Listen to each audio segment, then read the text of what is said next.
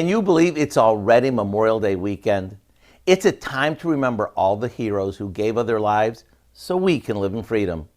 As a way to honor them and to keep our red, white, and blue front and center this weekend, we came up with a patriotic stacked poke cake.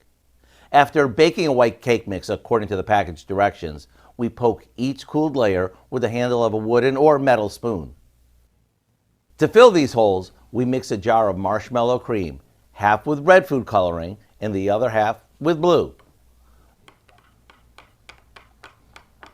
The red goes on one cake and the blue goes on the other. This is going to ensure that every bite will be looking as patriotic as can be.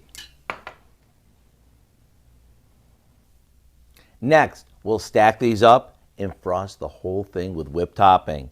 A few berries go on top to give this cake its finishing patriotic look. Then, it's ready to serve.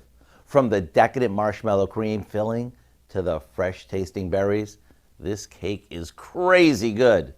To get the recipe for our patriotic poke cake, simply visit our website. I'm Howard in the Mr. Food Test Kitchen, where today we found an all-American way for you to say, ooh, it's so good.